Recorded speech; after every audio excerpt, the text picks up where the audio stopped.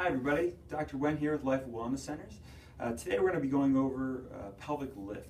And the idea of the pelvic lift is to increase the strength of the hamstrings and the glutes. So as we have a more sedentary lifestyle or we sit a lot with work, these areas can become very tight and actually weak.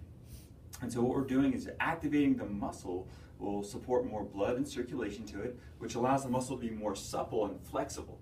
And what this will actually do is improve posture and stability for your pelvis.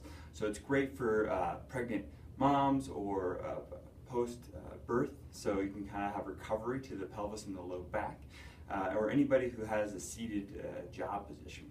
So it just increases the strength and flexibility to the hamstrings as well as the glute muscles. So here's an idea how to do that. Now, for the most part, you want to keep your feet about hip-width distance apart. So you put your hands next to your hips, and you go down to your feet, you should be able to touch them. Okay? Your knees should be about the same. You don't want them too far out, you don't want them too far in. A lot of times it's good to use a spacer, like a pillow or a small rubber ball or something of that nature. So you can buy those for like $1 at Walmart or something. So you put that between your knees to keep that space. And what you do is you just lay back, pull the shoulder blades back and down, okay? And what this will do is flatten out your upper chest and back. You may even feel a stretch there. It's a little side benefit. And essentially you lift your pelvis up off the ground.